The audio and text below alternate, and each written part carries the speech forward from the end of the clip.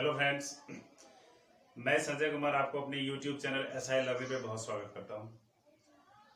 आज जो हमारा टॉपिक है वो साइक्लोन से रिलेटेड है। हम लोग इसमें जानेंगे कि साइक्लोन होता कैसे है, समाप्त कब होता है या विनाश कितना करता है, इसके बारे में हम जानेंगे। सो वीडियो को पूरा देखिएगा और लास्ट में अपना जो कीमती कमेंट है निश्चित रूप से डालिएगा कि यह वीडियो आपको कैसा लगा। तो इस शुरू करने से पहले मैं एक बात क्लियर कर देना चाहता हूं कि इस वीडियो में जब मेरा लेक्चर चल रहा होता है तो इस वीडियो में आप अपने आप को कल्पना कीजिएगा कि हम सागर तल पर हैं, मतलब समुद्र में हैं, तब आपको ऐसा समझने में बड़ा आसानी होगा। तो हम एक्चुअली कंपेयर करेंगे इस वीडियो में कि स्थल क्षेत्र और समुद्र क्षेत्र का क्या कंपैरिजन होता है, कहाँ का प्रेशर ज्यादा कहाँ का प्रेशर कम होता है, इसके बारे में हम लोग जानेंगे। तो आइए हम लोग शुरू करते हैं। साइक्लोन से हम लोग शुरू करते हैं। साइक्लोन से जो है वो ए violent wind that moves in a circular causing A storm. मतलब आप ऐसा कर लीजिए कि एक हिंसात्मक हवा है जो विनाश करती है, स्पीड में चलती है, इसकी गति बहुत तेज होती है और तेज गति के साथ साथ यह तेज रूप से बारिश भी होती है, ओलावृष्टि भी होती है। तो यह एक बहुत ही हिंसात्मक रूप ले लेता है। तो और यह सर्कुलर रूट पे चलता है। आप कंसीडर कीजिए कि जहां बारिश हो रही होती है और जहां चक्रवात वाला साइक्लोन का मैटर हो, तो देखिएगा कि आप वीडियो में देख लीजिए, गूगल पर देख लीजिए, यूट्यूब पर देख लीजिए या कहीं भी देख लीजिए, आप शायद लाइव भी देखे होंगे कि पेड़ की जो शाखाएं होती है कभी ऐसे कभी आगे कभी पीछे, ऐसे चारों दिशाओं में घूमने लगती है। और जो जनरल हमारा तूफान होता है जनरल दिनों में, उसका एक गति होता है, या तो ईस्ट से वेस्ट जाए, वेस्ट से ईस्ट जाए। लेकिन साइक्लोन में ऐसा नहीं होता है, पूरे चारों डायरेक्शन में से घुमा घुमा करके पेड़ को उखाड़ देता है, तोड़ देता है। तो ये सर्कुलर मूवमेंट करता है। तो साइक्लोन को जानने से पहले हम लोग जान लेते हैं कि एक्चुअली थोड़ा सा हम लोग एयर के बारे में जान लेते हैं कि एक्चुअली एयर क्या है। Air is mixture of gases, clear. And air जो होता है वो मिक्सचर ऑफ मेनी गैसेस, बहुत सारा गैस इसमें मिला हुआ होता है। And moving air is called wind. जो मूविंग एयर होता है, जो एयर एक जगह से दूसरे जगह चलती रहती है, वो मूविंग एयर होता है। और ये मूविंग एयर क्या कहलाता है? ये मूविंग एयर विंड कहलाता है। तो आप लोग लिख भी सकते हैं कि air is mixture of many gases and moving air is called wind. तो अब हवा जो होता है वो चलता कैसे, इसके बारे में हम जान लेते हैं।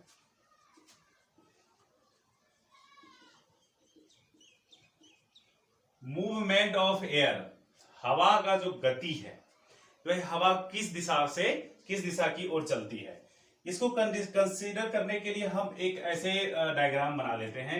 इसको लिखते हैं ए और इसको लिखते हैं बी, और ये दोनों जगह है। तो इसमें क्या होता है कि यहां पर जो है सन का लाइट पड़ रहा है, दोनों तरफ आ रहा है। तो सन का लाइट यहां भी आ रहा है और चूंकि यहां भी आ रहा है, दोनों जगह आ रहा है सन का लाइट। ओके, तो ये क्या है कि ये जगह और ये जगह, ये कुछ जल्दी गर्म हो रही है ये जगह, और ये थोड़ी सी बाद में हो रही है। यहां का जो प्रेशर होगा वो हाई हो जाएगा।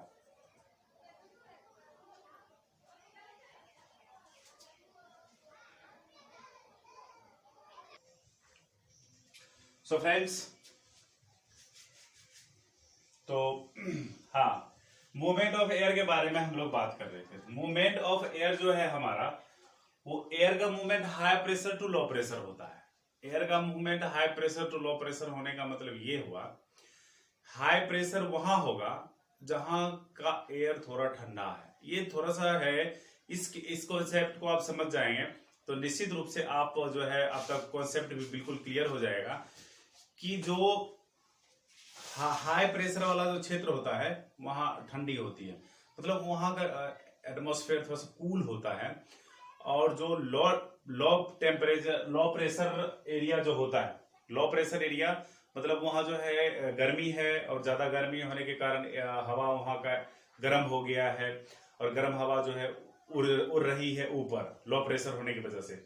तो होता क्या है कि आइए हम लोग इस दोनों में समझते हैं। ये हमारा सन है जो हीट दे रहा है, बराबर ए पे भी जा रहा है और बी पर भी हीट का मात्रा सेम ही जा रहा है।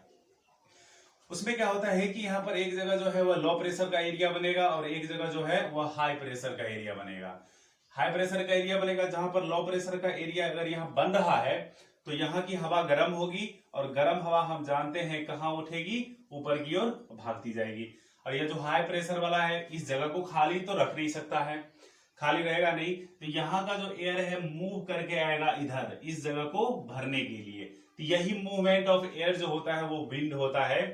आप देख रहे हैं कि ये यहाँ की हवा जो ऊपर भाग रही है और यही हवा जब ऊपर भागेगी, अधिक ऊपर भागेगी, तो ये कंडेंस हो जाएगी, ठंडी हो जाएगी, तो ये फिर क्लाउड्स के फॉर्म में भी आएगी।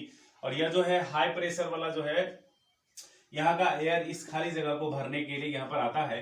और आप गर्मी के समय में अक्सर देख रहे होते हैं कि आप कहीं जा रहे हैं तो सड़क पर आप देखते हैं कि एकदम गोल गोल सा ऐसे धुआं बन करके, ऐसे धूल, गोल गोल सा धूल ऐसे बन करके ऊपर की ओर उड़ गया है। ये क्या है?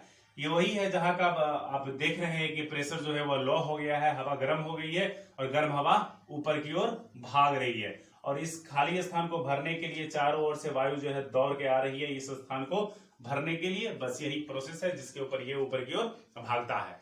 ये तो दोस्तों हम लोगों ने एयर के बारे में जाना है। आइए अब थोड़ा सा हम लोग जान लेते हैं कि अब साइक्लोन, मेन जो हमारा टॉपिक है वो साइक्लोन पे आते हैं और उसको हम लोग ढंग से सीखेंगे। एक्चुअली साइक्लोन जो होता है, साइक्लोन जो सर्कुलर मोशन में होता है, ये मैंने आपको पहले में ही बता दिया है और ये काफी विनाशकारी भी होता है। तो ये जो है, मान लीजिए ये क्षेत्र है इसका साइक्लोन, ये अगर ऐसे करके बनता है, ये ऐसे घूर्णन करके बनता है, इसका जो ये सेंटर है, ये केंद्र है, ये कहलाता है आंख, आई ऑफ साइक्लोन। ये आंख, आई ऑफ साइक्लोन, मतलब ये एरिया, ये जो गोल वाला क्षेत्र है, ये पूरा, ये जो है आंख कहलाता है किसका? साइक्लोन का। और यह जो है इसका जो डायमीटर होता है वह लगभग 25 से 30 किलोमीटर के आसपास होता है। मतलब 25 से 30 किलोमीटर के आसपास होता है। आप, मैंने वीडियो में पहले ही कहा है कि आप कल्पना कीजिए कि आप सागर के तल पर हैं, फिर उसके बाद हम लोग आगे बात करेंगे। तो ये जो है, हाँ, तो ये ऊपर यहाँ वाला क्षेत्र है, यहाँ हाई टेम्परेचर होगा, हाई प्रेशर, और ये जो सेंटर में होगा इसमें लो प्रेशर। चूंकि ये साइक्लोन है, साइक्लोन में जो होता है आप देखेंगे कि यह अगर साइक्लोन है, बाहर वाला जो क्षेत्र है यहां पर हाई प्रेशर की बात अगर होती है, जो बाहर वाला क्षेत्र है उसमें हाई प्रेशर, एयर प्रेशर, उच्च वायु दाब बाहर में, और यहां पर जो है वह लो या निम्न वायु दाब जो होगा वो नीचे होगा, तो ये साइक्लोन हुआ।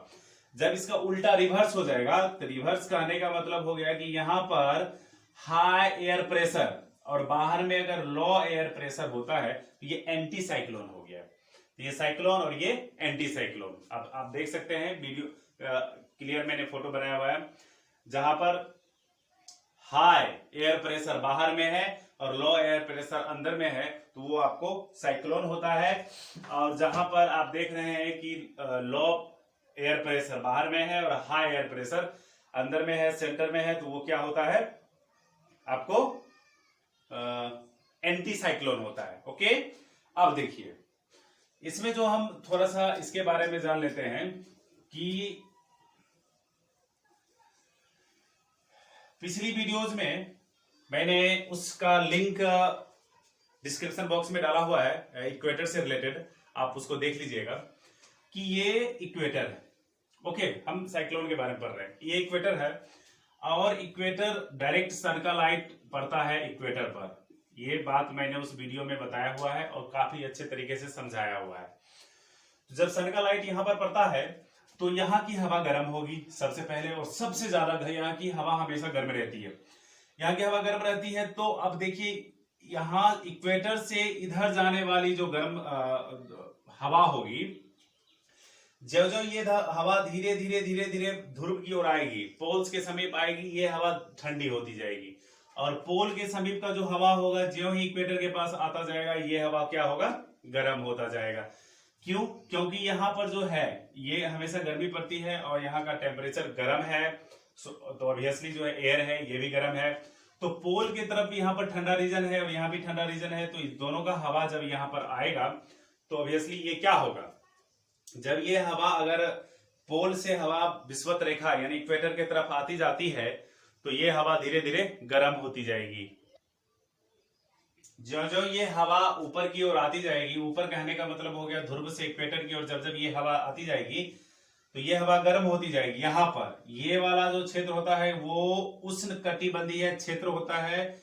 यहाँ का जो ट्रॉपिकल रीजन है ज्यादा गर्म होता है और यहाँ पर वेपोराइजेशन का प्रोसेस सबसे ज्यादा होता है।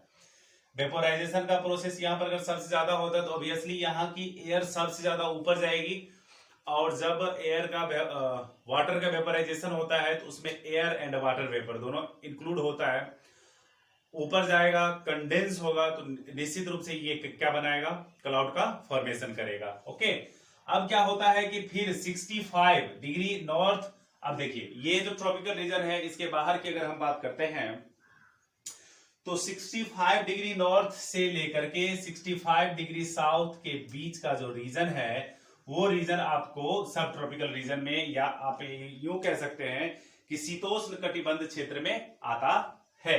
तो ये जो शीतोष्ण कटिबंध क्षेत्र में आता है तो ये वाला जो होगा आपको जो ये ट्रॉपिक ऑफ कैंसर मींस कर्क रेखा and tropic of Capricorn means मकर रेखा के बीच का जो क्षेत्र होता है वो काफी गर्म वाला क्षेत्र होता है। और यह जो होता है समर सीजन में आप देखिएगा कि ये जो है चूंकि इसकी डिस्टेंस भी इक्वेटर से काफी दूरी पर हो गई है और यह कोल्ड रीजन में भी आ रहा है और ये भी कोल्ड रीजन में आ रहा है, तो ये समर सीजन में यहां पर जो है साइक्लोन वाली बात संभव है। क्योंकि साइक्लोन जो है, आप इंडिया का मैप देखिएगा, इंडिया का मैप देखने के बाद ये जो है यहाँ पर बे ऑफ बंगाल, ये आपका द इंडियन ओशियन और ये आपका दी अरेबियन सी।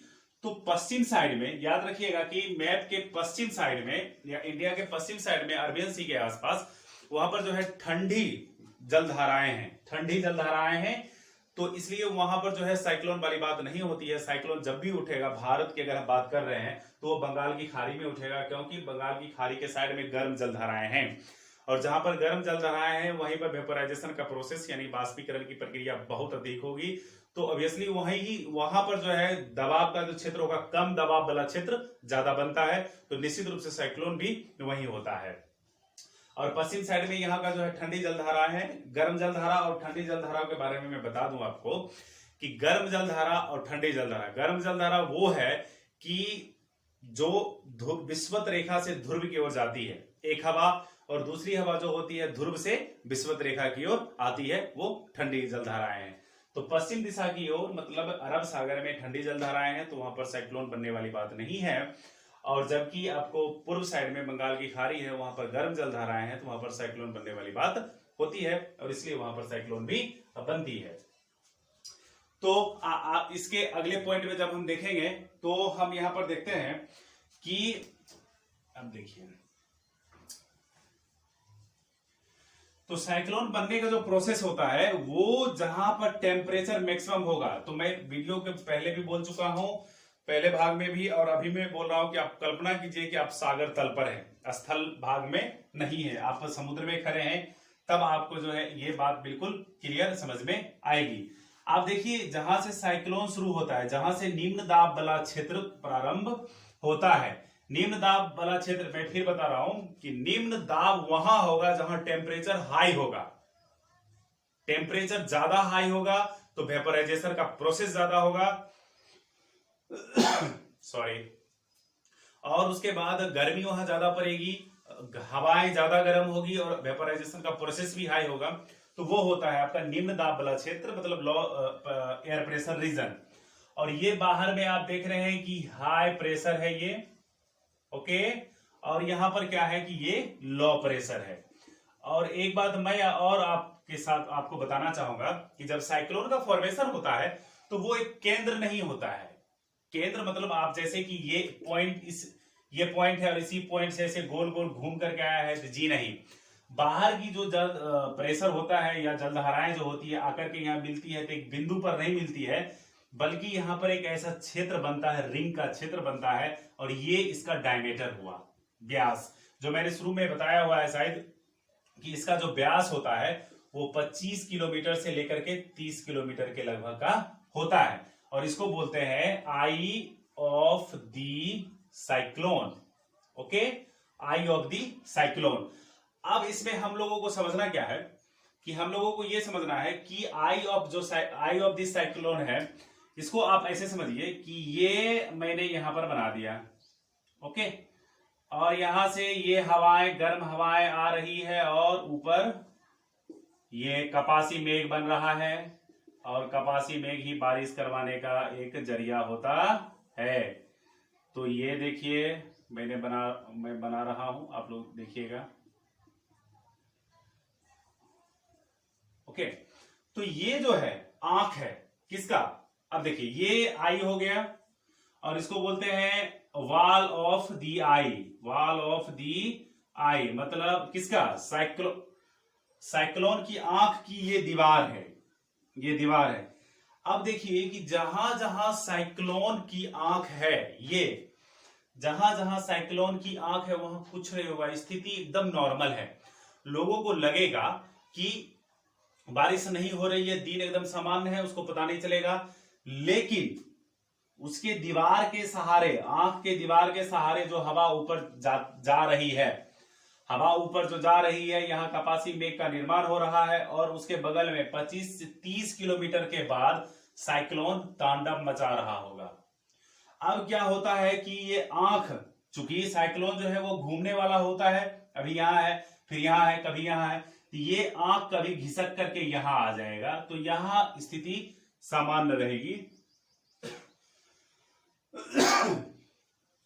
सॉरी, यहां स्थिति सामान्य रहेगी, फिर यहां जब आंख आ जाएगा तो यहां स्थिति सामान्य रहेगा, इसके अगल बगल वाले क्षेत्र में काफी बर्बादी होगी, काफी तबाही होगी। तो ये तो रहा साइक्लोन, और ये साइक्लोन की आंख और साइक्लोन का जो यह दीवार है। तो मैं आपको बता दूं कि आपको जो याद करना चीज है वो इस चीज को याद करना है कि आई ऑफ दी जो साइक्लोन होता है उसका डायमीटर होता है 25 से लेकर के 30 किलोमीटर तक, और उसके बाद साइक्लोन का जो डायमीटर होता है, साइक्लोन का जो डायमीटर होता है वो 500 से लेकर के 600 किलोमीटर तक का होता है। मतलब साइक्लोन चक्रवात कहां से कहां तक फैल सकता है, ये प्रेशर पर भागता है। मतलब जिधर जिधर का हाई प्रेशर रहेगा लो प्रेशर की ओर भागता जाएगा, वहां की हवा भागती जाएगी, और इसका जो है धीरे धीरे मूवमेंट उधर की ओर होता जाएगा। ठीक है, तो इसी जो है मूवमेंट में ये आगे की ओर भागता रहता है। अब ये समाप्त कब होगा, अगर साइक्लोन हुआ है तो निश्चित रूप से समाप्त होगा। ये साइक्लोन जब समाप्त होता है जब बादल के द्वारा जो कंडेंसेशन का प्रोसेस होता है, संघनन की जो प्रक्रिया होती है, उस प्रक्रिया के थ्रू अगर इसको लेटेंट एनर्जी, गुप्त ऊर्जा मिलना बंद हो जाए तो यह निश्चित रूप धीरे धीरे यह साइक्लोन हुआ मर जाता है। ठीक, लेकिन बादल के द्वारा जो एनर्जी इसको मिलता रहेगा क्लाउड्स के द्वारा, तो यह तांडव उस समय तक मचाता रहता है। आप देखिए इस फिगर में क्लियर है। अब एक चीज हम जान लेते हैं कि जो एयर है, कोरिलियोसिस फोर्स होता है, उसके बारे में हम जान लेते हैं कि एक्चुअली वो होता क्या है। साइक्लोन नॉर्दर्न हेमिस्फेयर और साउदर्न हेमिस्फेयर, मतलब इसको आप ऐसे समझ लीजिए, कोरिलियोसिस बल जो है उसको, इसको ऐसे समझ लीजिए कि ये एक इक्वेटर है। ओके, एक ये इक्वेटर है, और जब कोई, ये आपका जो है नॉर्दर्न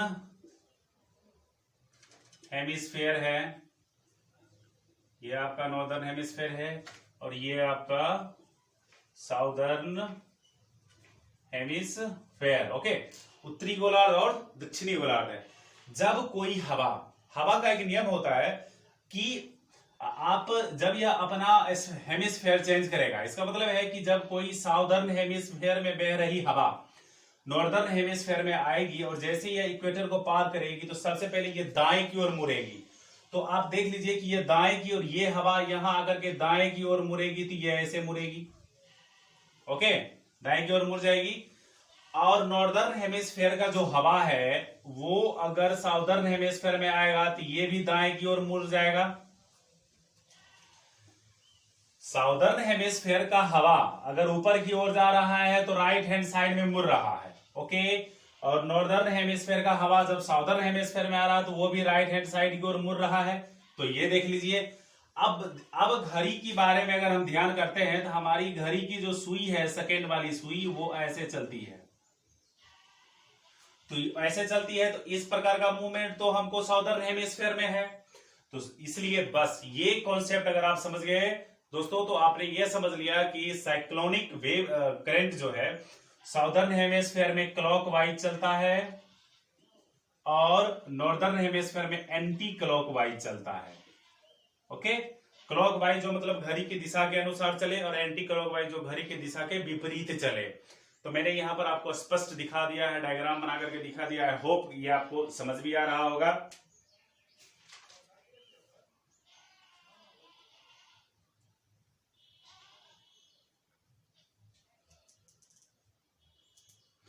और या जो तो इस डायग्राम को समझने के बाद आपका जो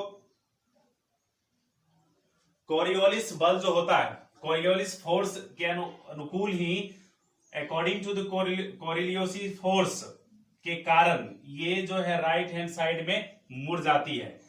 तो उसके बाद इसका जो मैक्सिमम वैल्यू होता है, ये जो आप देख रहे हैं, तो उस फोर्स जो कोरियोलिस फोर्स जो है वो मैक्सिमम आपको पोल्स के पास होता है, लेकिन पोल के पास जो है कभी साइक्लोन आ ही नहीं सकता है। क्यों? क्योंकि पोल जो है वो ठंडे क्षेत्र में है और वहां पर हवा बर्फ के रूप में है, जल बर्फ के रूप में है, तो वहां पर कभी साइक्लोन वाली बात नहीं होगी। तो मैंने अब काफी कोशिश की है आपको समझाने के लिए डायग्राम के माध्यम से, अपने लेक्चर के माध्यम से, कि एक्चुअली साइक्लोन होता क्या है, कि साइक्लोन है क्या। वेपोराइजेशन होगा तो अपने साथ वाटर वेपर को भी ले जाएगा। तो वाटर वेपर में ऑब्वियसली गैस है और क्या है, वाटर है। तो ये दोनों मिलकर के कंडेंस करेगा। फिर मैंने आपको आंख के बारे में बताया, साइक्लोन के आंख के बारे में, साइक्लोन के आंख के दीवार के बारे में बताया। आई होप कि यह वीडियो आपको निश्चित रूप से पसंद आया होगा। और आपको अगर ये वीडियो वाकई अच्छा लग रहा है तो आप हमारे कमेंट बॉक्स में लिखिए, और हमारे चैनल पर अगर आप पहली बार हैं तो निश्चित रूप से हमारे चैनल को सब्सक्राइब कीजिए। और साथ ही जो लेटेस्ट नोटिफिकेशन या मेरे द्वारा अपलोड की गई वीडियो का नोटिफिकेशन आप लेना चाहते हैं पहले और देखना चाहते हैं, ज्ञान प्राप्त करना चाहते हैं, तो निश्चित रूप से मेरे YouTube चैनल एसआई लर्निंग को सब्सक्राइब कीजिए और इसको अपने तमाम दोस्तों के बीच में शेयर कीजिए। Thank you, have a good day.